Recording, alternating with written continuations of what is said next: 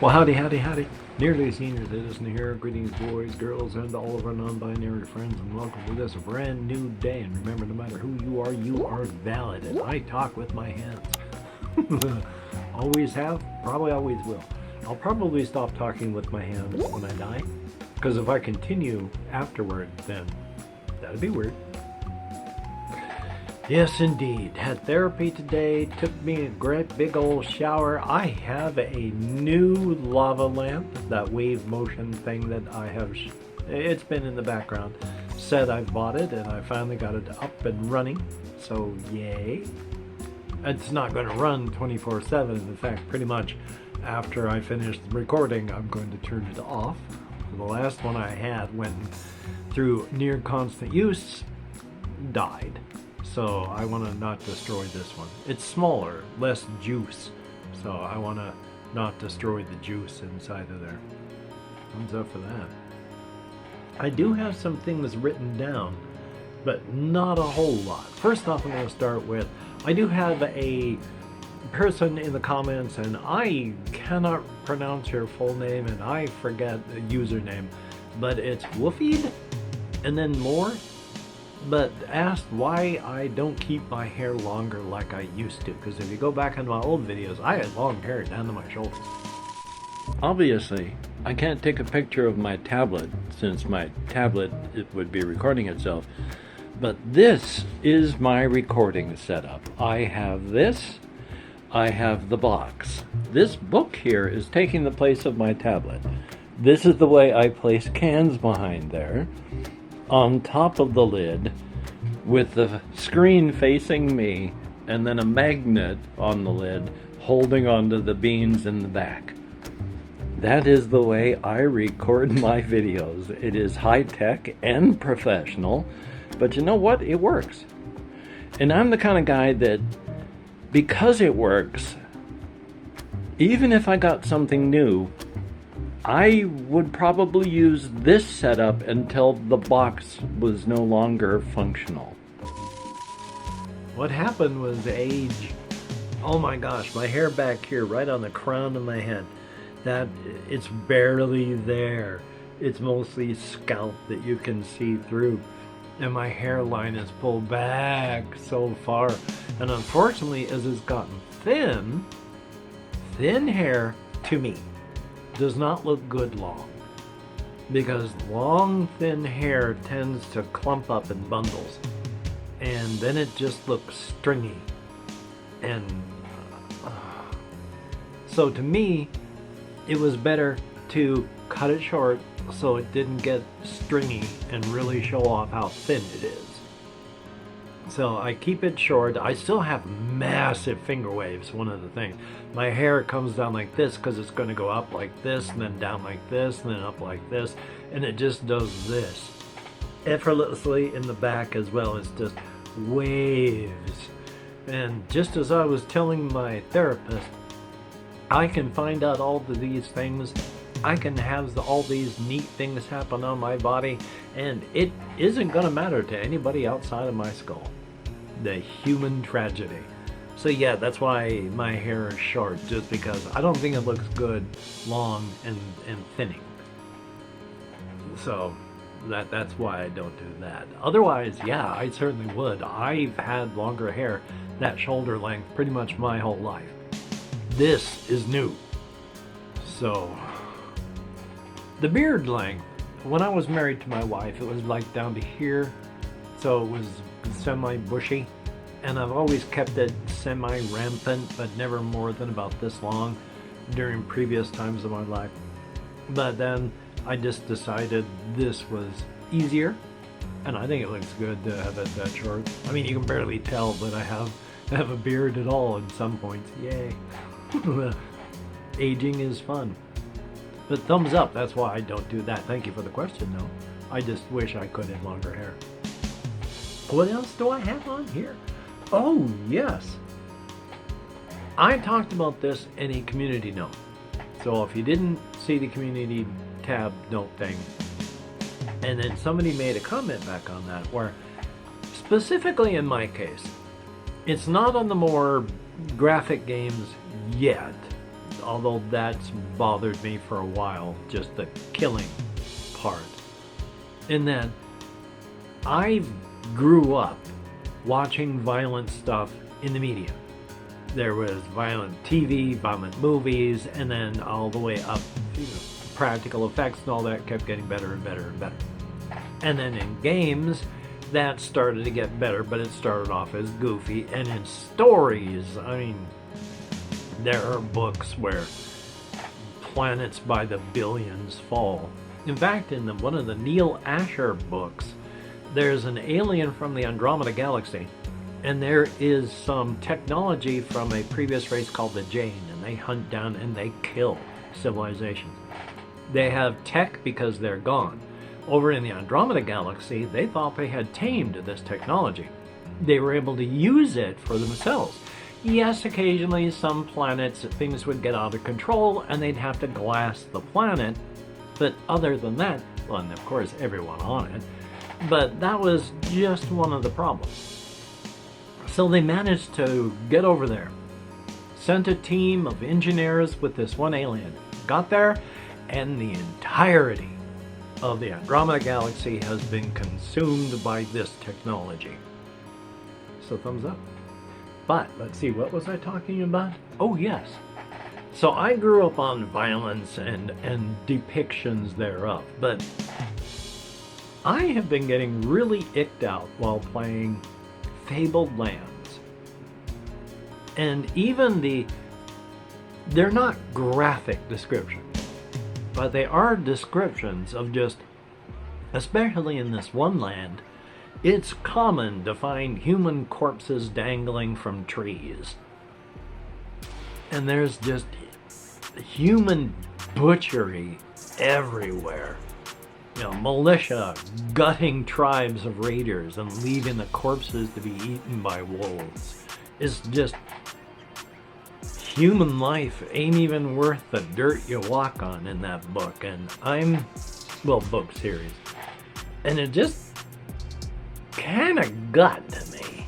This latest one, I didn't even want to read this one description because it was just more senseless violence. I mean, senseless not in that it's senseless for the story, but in the setting, it shows off the world as just more savagery and butchery. That's why I was avoiding one spot on the map. I didn't want to go there because it's just awful. But it didn't matter. The human butchery sought me out. So, yeah, if you like a book series where, you know, the human victim count is in the hundreds or further, thumbs up for that. And I say this where I used to watch, you know, the early, you know, Friday the 13th movies, where the practical effects were as best as they could make them, but they weren't 100%. But I literally would watch stories where people would get hacked into pieces as they were screaming, you know, using machetes and stuff. So it's not like violence in that fashion is off-putting. I mean, I watched this one, it was a Harry Potter with guns video, and I laughed out loud because at one point there's this one thing in the actual movies where the character Hermione apologizes to this other character Neville, zaps him with his wand or her wand, and he just goes thunk straight back like he's made out of wood. In this edit, she goes, "I'm sorry," goes bam, and there is a plush out the back of his head, and then when he hits the ground, it's with a soft squishy noise, and then fluids start flowing around the lifeless corpse that hit the ground. I laughed like an idiot because that's funny. Yeah, it's human death and suffering, but that's the vehicle used for the joke, and the joke is just the complete subversion of your expectations in a complete 180. And so it's not the human death that's the actual punchline, it's the method of delivery, and it wouldn't be as funny without that method of delivery. But still. And what else is there? Oh, yes.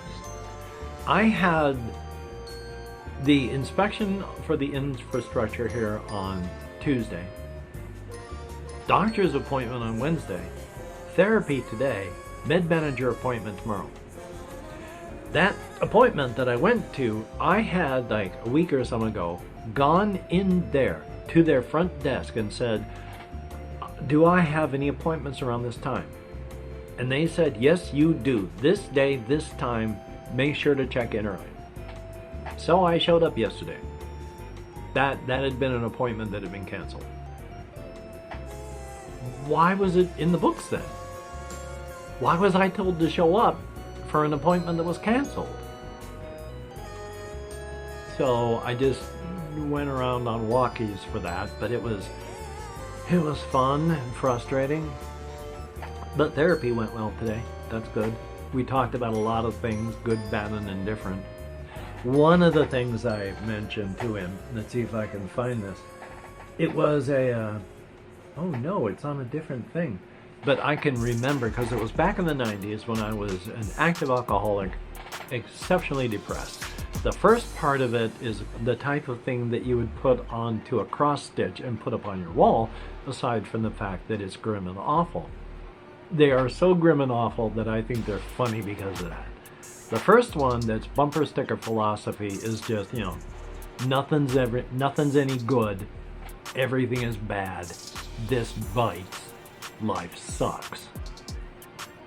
So that's just, you put it on cross stitch and put it up on your wall. But the one that I'm really proud of was, of course, as below, so above. The adversary is on their throne, and all is wrong with the world.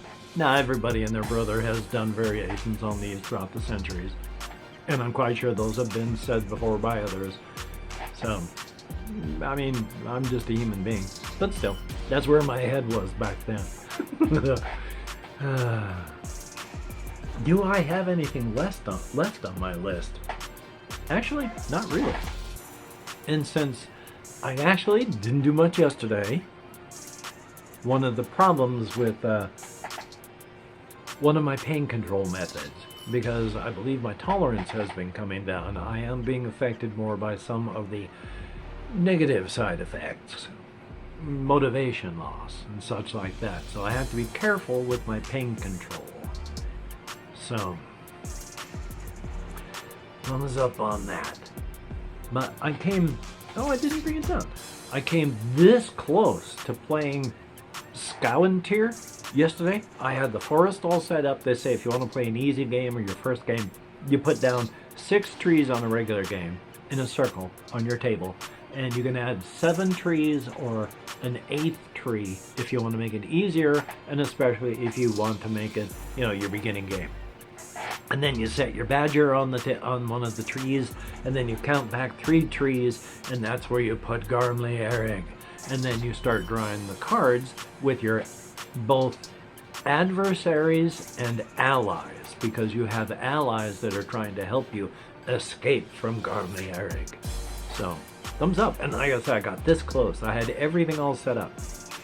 But it was late enough in the day that I didn't have the energy to actually sit down and do it. So that was both frustrating and irritating. Frustrating because I really wanted to play. Irritating because I really wanted to play. So, I'm going to do what I can and do what I can. I can't remember if I mentioned this. How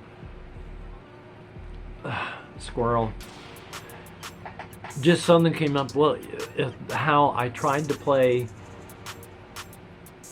Well, I'm going to talk about, or should I, the whole Indigo Park thing, where I can't even remember what it was that I thought I was going to talk about. But one of the things that I still think about, there is a lot of care that they put into that game, so they know the answer to this. The character of Rambley Raccoon shows up on screens, is the only one of the mascots so far that does not have a physical body, is only on screens. And still, my question is, because same result, But boy, is the character going to act wildly different. Is the character of Rambly within the system?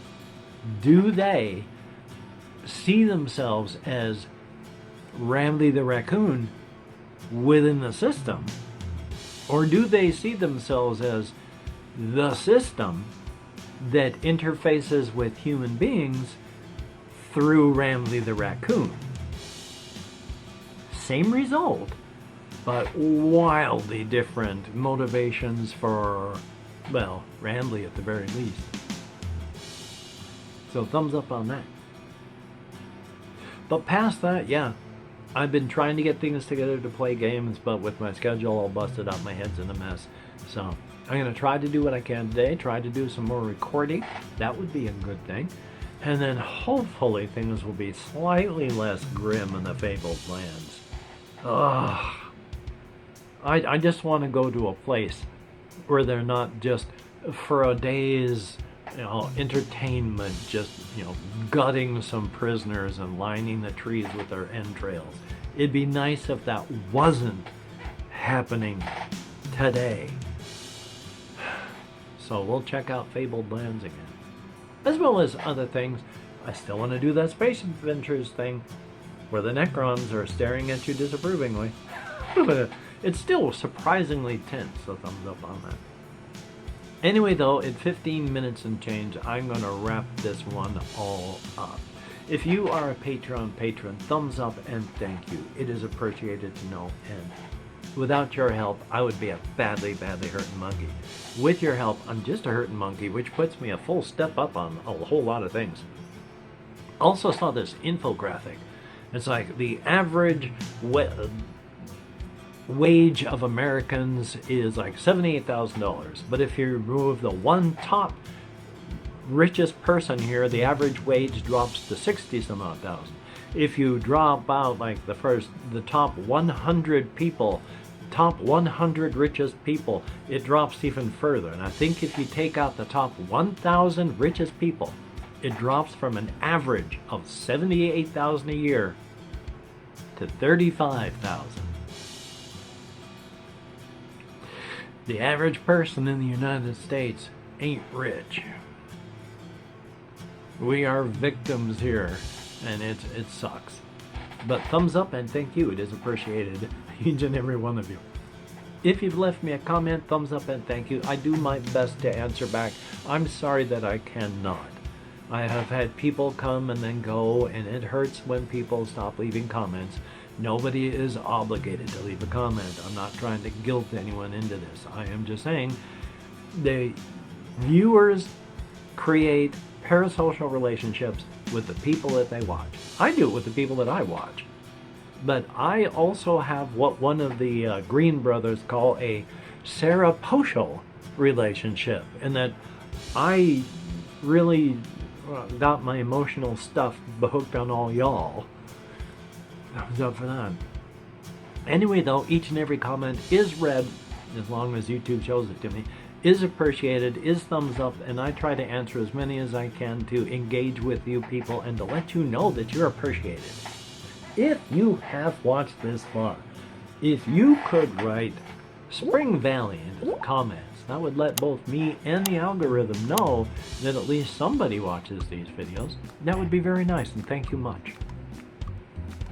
So I am going to do what I can today. I got exercise to do, I got games to play, I've got such like that. I've got to get ready for all sorts of things. Plus, I got to not die. I'm going to work on not dying today. That would be good as well. So hopefully you're not going to die today either. That would be a good thing. Probably both of us think so. Thumbs up on that. So, until we meet again, you take care. Have a great day today. I will see you on the flip side.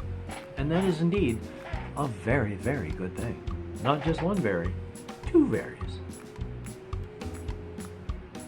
I don't know what I'm doing anymore. I think I've lost my mind. Of course, yeah, you gotta have a mind to lose first.